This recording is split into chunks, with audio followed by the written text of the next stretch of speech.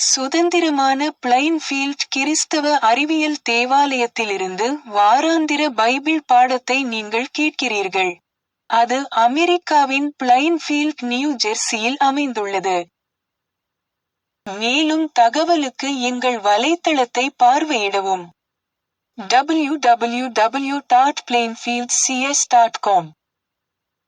இது பாடம் ஞாயிற்றுக்கிழமை மே 17, 2026. தலைப்ப: மனிதர்கள் மற்றும் அழியாதவர்கள். கோல்டன் உரை. சங்கீதம். நானோ, கர்த்தாவே, உம்மை நம்பியிருக்கிறேன், நீரே என் தேவன் என்று சொன்னேன், என் காலங்கள் உமது கரத்திலிருக்கிறது. பொறுப்பு ரீதியான வாசிப்பு. ஆதியாகமம், சங்கீதம், யோபு. ஆதாமின் வம்சவரலாறு. தேவன் மனுஷனைச் சிருஷ்டித்த நாளிலே அவனை தேவசாயலாக உண்டாக்கினார். அவர்களை ஆணும் பெண்ணுமாகச் சிருஷ்டித்து, அவர்களை ஆசீர்வதித்து, அவர்களைச் சிருஷ்டித்த நாளிலே அவர்களுக்கு மனுஷர் என்று பேரிட்டார். யாரேத் 162 வயதானபோது ஏனோக்கை பெற்றான். ஏனோக்கு மெத்தூசலாவை பெற்றபின் 300 வருஷம் தேவனோடே சஞ்சரித்துக் கொண்டிருந்து குமாரரையும் குமாரத்திகளையும் பெற்றான். ஏனோக்குடைய நாளெல்லாம் 365 வருஷம். ஏனோக்கு தேவனோடே சஞ்சரித்துக் கொண்டிருக்கையில் காணப்படாமற் போனான். தேவன் அவனை எடுத்துக்கொண்டார். நீ உத்தமனை நோக்கி, செம்மையானவனை பார்த்திரு, அந்த மனுஷனுடைய முடிவு சமாதானம். அப்பொழுது உம்முடைய ஆயுசுகாலம் பட்டப்பகலைப் பார்க்கிலும் பிரகாசமாயிருக்கும், இருள் அடைந்த நீர் விடியற்காலத்தைப் போலிருப்பீர். பாடம் பிரசங்கம். பைபிளிலிருந்து. சங்கீதம். கர்த்தரை துதிப்பதும், உன்னதமானவரே, உமது நாமத்தை கீர்த்தனம் பண்ணுவதும், பத்துணரம்பு வீணையினாலும் தம்புருவினாலும் தியானத்தோடு வாசிக்கும் சுரமண்டலத்தினாலும். என் கொம்பை காண்டாமிருகத்தின் கொம்பை போல உயர்த்துவீர், புது எண்ணெயால் அபிஷேகம் பண்ணப்படுகிறேன். நீதிமான் பனையைப் போல் செழித்து, லீபனோனிலுள்ள கேதுருவைப் போல் வளருவான். கர்த்தருடைய ஆலயத்திலே நாட்டப்பட்டவர்கள் எங்கள் தேவனுடைய பிராகாரங்களில் செழித்திருப்பார்கள். கர்த்தர் உத்தமரென்றும், என் கன்மலையாகிய அவரிடத்தில் அநீதி இல்லை என்றும் விளங்க பண்ணும்படி. சங்கீதம். கர்த்தாவே, நீர் என்னை ஆராய்ந்து அறிந்திருக்கிறீர். என் உட்காருதலையும் என் எழுந்திருக்குதலையும் நீர் அறிந்திருக்கிறீர். என் நினைவுகளை தூரத்திலிருந்து அறிகிறீர். நான் நடந்தாலும் படுத்திருந்தாலும் என்னைச் சூழ்ந்திருக்கிறீர். என் வழிகளெல்லாம் உமக்கு தெரியும். என் நாவில் சொல் பிறவாததற்கு முன்னே, இதோ, கர்த்தாவே, அதையெல்லாம் நீர் அறிந்திருக்கிறீர். நீர் என் உள்ளிந்திரியங்களை கைக்கொண்டிருக்கிறீர். என் தாயின் கர்ப்பத்தில் என்னை காப்பாற்றினீர். நான் பிரமிக்கத்தக்க அதிசயமாய் உண்டாக்கப்பட்டபடியால் உம்மை துதிப்பேன். உமது கிரியைகள் அதிசயமானவைகள். அது என் ஆத்துமாவுக்கு நன்றாய் தெரியும். நான் ஒளிப்பிடத்திலே உண்டாக்கப்பட்டு, பூமியின் தாழ்விடங்களிலே விசித்திர வினோதமாய் உருவாக்கப்பட்ட போது என் எலும்புகள் உமக்கு மறைவாயிருக்கவில்லை. என் கருவை உம்முடைய கண்கள் கண்டது. என் அவயவங்களில் ஒன்றாகிலும் இல்லாத போதே அவைகள் அனைத்தும், அவைகள் உருவேற்படும் நாட்களும் உமது புஸ்தகத்தில் எழுதியிருந்தது. தேவனே, உமது ஆலோசனைகள் எனக்கு எத்தனை அருமையானவைகள், அவைகளின் தொகை எவ்வளவு அதிகம். அவைகளை நான் எண்ணப்போனால் மணலைப் பார்க்கிலும் அதிகமாம். நான் விழிக்கும் போது இன்னும் உம்மண்டையில் இருக்கிறேன். எபிரெயர். இந்த மெல்கிசேதேக்கு சாலேமின் ராஜாவும் உன்னதமான தேவனுடைய ஆசாரியனுமாயிருந்தான். ராஜாக்களை முறியடித்து வந்த ஆபிரகாமுக்கு இவன் எதிர்கொண்டு போய் அவனை ஆசீர்வதித்தான். இவனுக்கு ஆபிரகாம் எல்லாவற்றிலும் தசமபாகம் கொடுத்தான். இவனுடைய முதற் பேராகிய மெல்கிசேதேக்கு என்பதற்கு நீதியின் ராஜா என்றும், பின்பு சாலேமின் ராஜா என்பதற்குச் சமாதானத்தின் ராஜா என்றும் அர்த்தமாம். இவன் தகப்பனும் தாயும் வம்சவரலாறும் இல்லாதவன். இவன் நாட்களின் துவக்கமும் ஜீவனின் முடிவுமுடையவனாயிராமல் தேவனுடைய குமாரனுக்கு ஒப்பானவனாய் என்றென்றைக்கும் ஆசாரியனாக நிலைத்திருக்கிறான். இவன் எவ்வளவு பெரியவனாயிருக்கிறான் பாருங்கள். கோத்திரத்தலைவனாகிய ஆபிரகாம் முதலாய் கொள்ளையிடப்பட்ட பொருள்களில் இவனுக்கு தசமபாகம் கொடுத்தான். அல்லாமலும் மெல்கிசேதேக்குக்கு ஒப்பாய் வேறொரு ஆசாரியர் எழும்புகிறாரென்று சொல்லியிருப்பதினால் மேற்சொல்லியது மிகவும் பிரசித்தமாய் விளங்குகிறது. அவர் மாம்ச சம்பந்தமான கட்டளையாகிய நியாயப்பிரமாணத்தின்படி ஆசாரியராகாமல் யோவான். அவர் அப்புறம் போகையில் பிறவிக்குருடனாகிய ஒரு மனுஷனைக் கண்டார். அப்பொழுது அவருடைய சீஷர்கள் அவரை நோக்கி, ரபி, இவன் குருடனாய் பிறந்தது யார் செய்த பாவம்? இவன் செய்த பாவமோ, இவனை பெற்றவர்கள் செய்த பாவமோ என்று கேட்டார்கள். இயேசு பிரதியுத்தரமாக, அது இவன் செய்த பாவமுமல்ல, இவனை பெற்றவர்கள் செய்த பாவமுமல்ல. தேவனுடைய கிரியைகள் இவனிடத்தில் வெளிப்படும் பொருட்டு இப்படி பிறந்தான். பகற்காலம் இருக்குமட்டும் நான் என்னை அனுப்பினவருடைய கிரியைகளைச் செய்ய வேண்டும். ஒருவனும் கிரியை செய்யக்கூடாத இராக்காலம் வருகிறது. நான் உலகத்தில் இருக்கையில் உலகத்திற்கு ஒளியாயிருக்கிறேன் என்றார். இவைகளைச் சொல்லி அவர் தரையிலே துப்பி உமிழ்நீரினால் சேறுண்டாக்கி அந்தச் சேற்றை குருடனுடைய கண்களின் மேல் பூசி, நீ போய் சீலோவாம் குளத்திலே கழுவு என்றார்.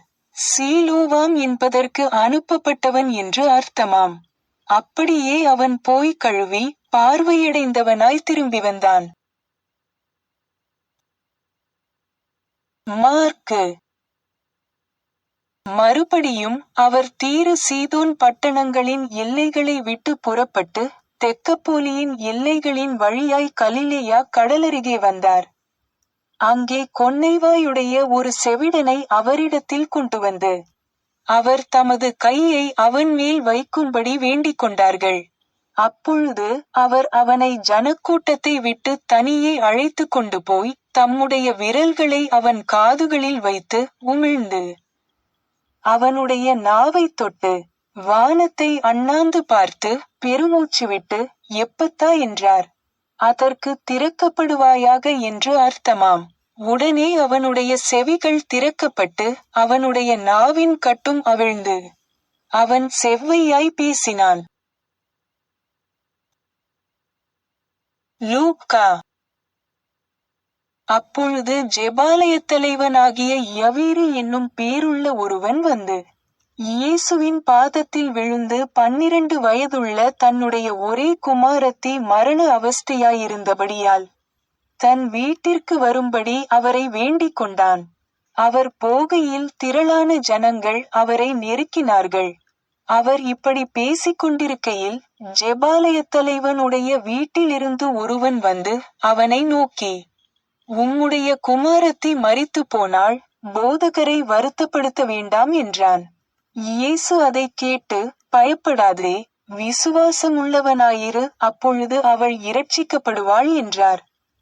அவர் வீட்டில் வந்தபோது பேதுருவையும் யாக்கோபையும் யோவானையும் பெண்ணின் தகப்பனையும் தாயையும் தவிர வேறொருவரையும் உள்ளே வரவொட்டாமல் எல்லாரும் அழுது அவளை குறித்து துக்கங்கொண்டாடுகிறதைக் கண்டு, அழாதேயுங்கள், அவள் மரித்து போகவில்லை, நித்திரையாயிருக்கிறாள் என்றார்.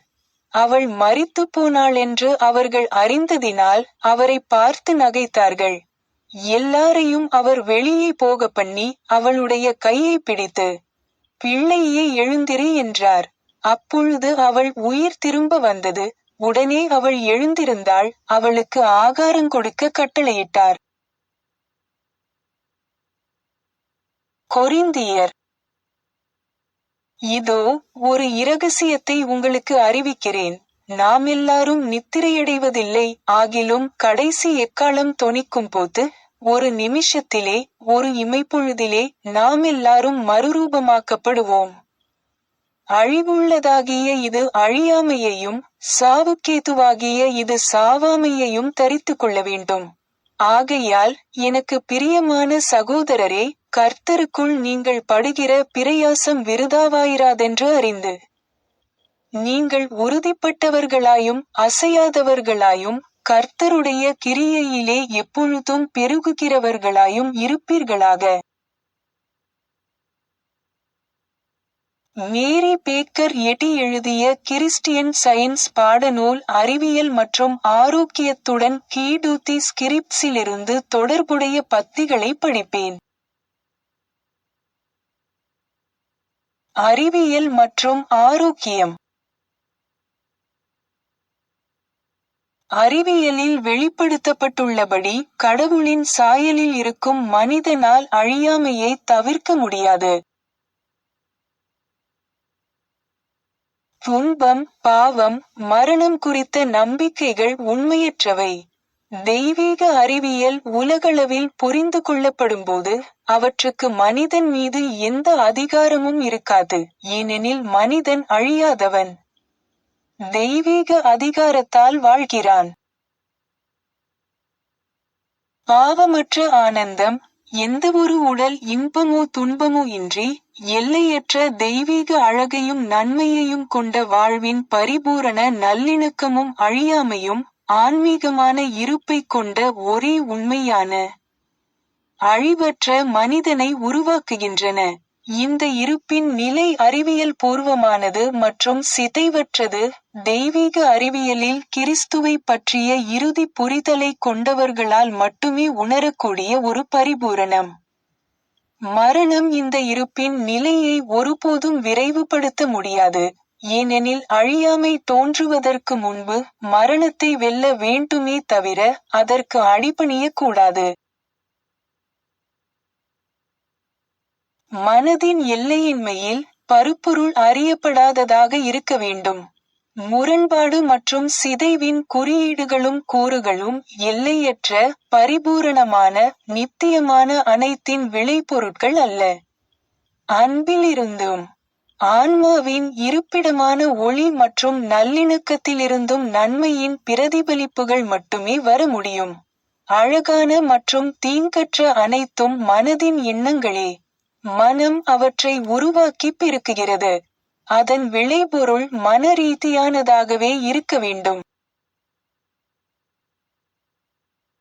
கடவுள் எனப்படும் அந்த ஒரே அகந்தை, அந்த ஒரே மனம் அல்லது ஆன்மா, எல்லையற்ற தனித்தன்மையாகும். அதுவே எல்லா வடிவங்களையும் அழகுகளையும் அழித்து, தனிப்பட்ட ஆன்மீக மனிதர்களிலும் பொருட்களிலும் உண்மையையும் தெய்வீகத்தையும் பிரதிபலிக்கிறது. நாம் பொய்யான அர்த்தத்தை களைந்துவிட்டு உண்மையான அர்த்தத்தை ஏற்கும்போது, பாவத்திற்கும் மரணத்திற்கும் அடிப்படையோ நிரந்தரமோ இல்லை என்பதை உணர்ந்து கொள்வோம். அப்போது பாவத்திற்கும் மரணத்திற்கும் உண்மையான தோற்றமோ முறையான இருப்போ இல்லை என்பதை நாம் அறிந்து கொள்வோம். மனிதர்கள் ஆன்மாவை புரிந்து கொள்ளத் தொடங்கும் போது, கடவுளைத் தவிர வேறு உண்மையான இருப்பு உண்டு என்ற நம்பிக்கையை அவர்கள் கைவிடுகிறார்கள். மனமே எல்லா இயக்கங்களுக்கும் மூலம். அதன் தொடர்ச்சியான மற்றும் இணக்கமான செயலை தாமதப்படுத்தவோ அல்லது தடுக்கவோ எந்த மந்தமும் இல்லை. மனம் என்பது நேற்றும், இன்றும், என்றும் ஒரே வாழ்வும், அன்பும், ஞானமுமாகும். அழியாத மனதால் ஆளப்படும் மனிதன் எப்போதும் அழகாகவும் கம்பீரமாகவும் இருக்கிறான். அடுத்தடுத்து வரும் ஒவ்வொரு ஆண்டும் ஞானத்தையும் அழகையும் புனிதத்தையும் வெளிப்படுத்துகிறது. வாழ்வு நித்தியமானது. இதை நாம் கண்டறிந்து அதன் செயல் விளக்கத்தை தொடங்க வேண்டும். வாழ்வும் நன்மையும் அழியாதவை. எனவே நமது வாழ்வை பற்றிய பார்வைகளை முதுமை மற்றும் சீரழிவின்பால் அல்லாமல் பேரழகு, புத்துணர்ச்சி மற்றும் தொடர்ச்சியின்பால் வடிவமைப்போம். வயது அல்லது சிதைவிலிருந்து விடுபட்ட அழியாமை தனக்கே உரிய மகிமையை கொண்டுள்ளது. அதுவே ஆன்மாவின் ஒளி. அழியாத ஆண்களும் பெண்களும் ஆன்மீக உணர்வின் முன்மாதிரிகளாக திகழ்கின்றனர். அவர்கள் பரிபூரண மனதால் ஈர்க்கப்பட்டு பௌதிக புலன்கள் அனைத்தையும் கடந்த அழகின் உயர்வான கருத்தாக்கங்களை பிரதிபலிக்கின்றனர். அழகும் நளினமும் பருப்பொருளை சாராதவை. இருப்பானது அதன் குணங்களை மனித ரீதியாக உணர்வதற்கு முன்பே பெற்றிருக்கிறது. அழகு என்பது வாழ்வின் ஒரு அம்சம். அது நித்தியமான மனதில் என்றென்றும் நிலைத்திருக்கிறது. மேலும் அவருடைய நன்மையின் வசீகரங்களை அதன் வெளிப்பாடு, வடிவம், தோற்றம் மற்றும் நிறத்தில் பிரதிபலிக்கிறது. அன்பே இதழ்களுக்கு எண்ணற்ற வண்ணங்களை தீட்டுகிறது. இதமான சூரிய கதிரில் ஒளிர்கிறது. அழகின் வில்லால் மேகத்தை வளைக்கிறது. நட்சத்திர ரத்தினங்களால் இரவை ஒளிரச் செய்கிறது. மேலும் பூமியை அழகால் போர்த்துகிறது. ஆன்மாவும் அதன் பண்புகளும் மனிதன் மூலமாக என்றென்றும் வெளிப்படுகின்றன என்பதை அறிந்த குருவானவர், நோயாளிகளை குணப்படுத்தி பார்வையற்றோருக்கு பார்வையையும் செவிடர்களுக்கு கேட்கும் திறனையும் முடவர்களுக்கு பாதங்களையும் அளித்தார். இவ்வாறு மனித மனங்களிலும் உடல்களிலும் தெய்வீக மனம் செயல்படும் விஞ்ஞானச் செயலை வெளிச்சத்திற்கு கொண்டு வந்து ஆன்மா மற்றும் மீட்பு பற்றிய சிறந்த புரிதலை வழங்கினார். இயேசு ஒரே மெய்யியல் செயல்முறையின் மூலம் நோயையும் பாவத்தையும் குணப்படுத்தினார். நரம்புகளுக்கு உணர்வு உண்டு என்பதும் பருப்பொருளுக்கு அறிவு உண்டு என்பதும், பருப்பொருள் உடலானது கண்களை பார்க்கவும் காதுகளை கேட்கவும் செய்கிறது என்பதும் உண்மையானால், உடல் பருப்பொருள் அற்றதாக மாறும்போது இந்த திறன்கள் இழக்கப்பட வேண்டும். ஏனெனில் அவற்றின் அழியாத்தன்மை ஆன்மாவில் இல்லை. ஆனால் உண்மை என்னவென்றால், சிந்தனையின் பருப்பொருள் அற்ற தன்மை மற்றும் ஆன்மீகமயமாக்கலின் மூலமாக மட்டுமே இந்த திறன்களை அழியாதவையாக கருத முடியும். அழியாத மற்றும் ஆன்மீக உண்மைகள் இந்த அழியக்கூடிய மற்றும் பௌதீக கருத்தாக்கத்திலிருந்து தனித்து இருக்கின்றன. நன்மையாகிய கடவுள் சுயம்புவாகவும் தன்னை வெளிப்படுத்திக் கொள்பவராகவும் இருக்கிறார். ஒலி என்பது அழியக்கூடிய நம்பிக்கையின் மீது பதியும் ஒரு மனப்பதிவு. காது உண்மையில் கேட்பதில்லை. தெய்வீக விஞ்ஞானம். ஒலியானது ஆன்மாவின் புலன்கள் வழியாக ஆன்மீக புரிதலின் மூலம் தொடர்பு கொள்ளப்படுவதாக வெளிப்படுத்துகிறது. மனித அறிவு பொருட்களின் தவறான உணர்வில் ஒரே மனதையும் இருப்பின் உண்மையான மூலத்தையும் நிராகரிக்கும் பௌதீக மூலங்களின் மீதான நம்பிக்கையில் மூழ்குவதற்கு முன்பு, சத்தியத்திலிருந்து வரும் பதிவுகள் ஒலியைப் போலவே தெளிவாக இருந்திருக்கவும், அவை ஆதி தீர்க்கதரிசிகளுக்கு ஒலியாகவே வந்திருக்கவும் வாய்ப்புள்ளது. கேட்கும் ஊடகம் முற்றிலும் ஆன்மீகமானது என்றால், அது இயல்பானது மற்றும் அழிக்க முடியாதது. ஏனோக்கின் புலனுணர்வு அவனது பௌதீக புலன்களுக்கு முன்னால் இருந்த சான்றுகளுக்குள் மட்டுமே கட்டுப்படுத்தப்பட்டிருந்தால், அவனால் ஒருபோதும் கடவுளுடன் நடந்திருக்க முடிந்திருக்காது, அல்லது நித்திய வாழ்வின் நிரூபணத்திற்குள் வழிநடத்தப்பட்டிருக்கவும் முடிந்திருக்காது. விழித்திரையில் ஏற்படும் ஒரு காயம் ஒளி மற்றும் லென்ஸின் ஆற்றலை முடிவுக்கு கொண்டுவரக்கூடும் என்பதால், அழியக்கூடிய பார்வை என்பது எவ்வளவு நிலையற்ற ஒரு புலன். ஆனால் உண்மையான பார்வை அல்லது புலன் இழக்கப்படுவதில்லை. வயதோ விபத்தோ ஆன்மாவின் புலன்களில் தலையிட முடியாது, மேலும் வேறு உண்மையான புலன்கள் இல்லை. பருப்பொருளான உடலுக்கு தனக்கென எந்த உணர்வும் இல்லை என்பதும், ஆன்மாவுக்கும் அதன் ஆற்றல்களுக்கும் மறதி கிடையாது என்பதும் தெளிவாகிறது. ஆன்மாவின் புலன்கள் வலியற்றவை, மேலும் அவை என்றென்றும் அமைதியில் இருக்கின்றன. எல்லா பொருட்களின் இணக்கத்தையும் சத்தியத்தின் வலிமையையும் நிலைத்தன்மையையும் அவற்றிடமிருந்து எதனாலும் மறைக்க முடியாது. ஆன்மா பாவம் செய்யவோ அல்லது இழக்கப்படவோ முடியுமானால், இருப்பும் அழியாமையும் மனதின் அனைத்து ஆற்றல்களுடன் சேர்ந்து இழக்கப்படும். ஆனால் கடவுள் இருக்கும் வரை இருப்பு இழக்கப்பட முடியாது. ஆன்மீக பார்வை என்பது வடிவியல் உயரங்களுக்கு கீழ்ப்பட்டதல்ல. இறைவனால் ஆளப்படும் எதுவாக இருந்தாலும் அது ஒரு கணமும் அறிவின் மற்றும் வாழ்வின் ஒளியையும் ஆற்றலையும் இழப்பதில்லை. கிறிஸ்தவ அறிவியலின்படி மனிதன் ஏற்கனவே இணக்கமானவனாகவும் அழியாதவனாகவும் இருப்பதால் அவனை அவ்வாறு ஆக்குவதற்கு மனித கோட்பாடுகளால் இயலாது. இதை அறிந்து உண்மையான மனிதனின் தெய்வீக கொள்கையான அன்பை நடைமுறைக்கு கொண்டுவருவதே நமது ஒரே தேவையாகும். நாம் சிந்தனையில் செம்மையான முன்மாதிரிகளை உருவாக்கி அவற்றை இடைவிடாமல் நோக்க வேண்டும். இல்லையெனில் மகத்தான மற்றும் உன்னதமான வாழ்க்கைகளில் அவற்றை நம்மால் ஒருபோதும் செதுக்கிக் கொள்ள முடியாது. அறிவியலை ஏற்றுக்கொள்வோம், புலன் சான்றுகளின் அடிப்படையிலான அனைத்து கோட்பாடுகளையும் கைவிடுவோம், முழுமையற்ற மாதிரிகளையும் மாயையான இலட்சியங்களையும் துறப்போம். அதன் மூலம் ஒரே கடவுள், ஒரே மனம் மற்றும் அந்த ஒரு பரிபூரண மனம் தனது சொந்த மேன்மை மாதிரிகளை உருவாக்கும்படி கொள்வோம். கடவுளின் படைப்பில் உள்ள ஆணும் பெண்ணும் தோன்றட்டும். ஆவியின் தெய்வீக ஆற்றலை உணர்வோம், அது நம்மை வாழ்வின் புதுமைக்குள் கொண்டு செல்கிறது. மேலும் எந்தவொரு மரண அல்லது பௌதீக சக்தியாலும் அழிக்க இயலாது என்பதை நாம் உணர்வோம். தெய்வீக இருக்கும் சக்திகளுக்கு நாம் கட்டுப்பட்டவர்கள் என்று மகிழ்வோம். இதுவே இருப்பின் உண்மையான அறிவியல்.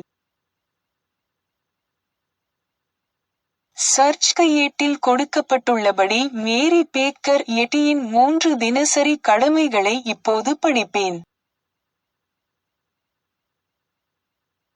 தினசரி ஜெபம்.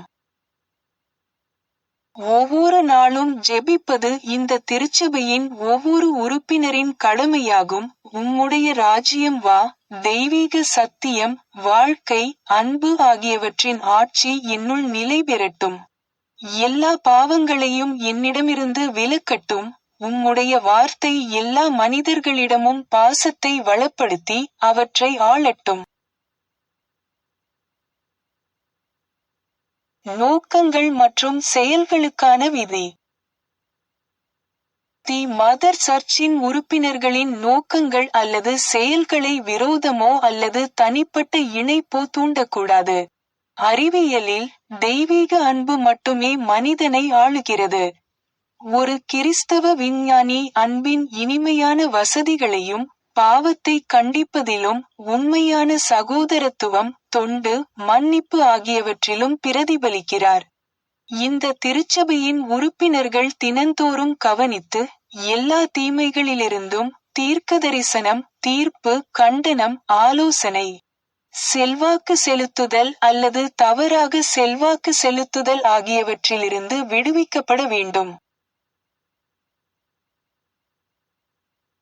கடமைக்கு விழிப்புணர்வு.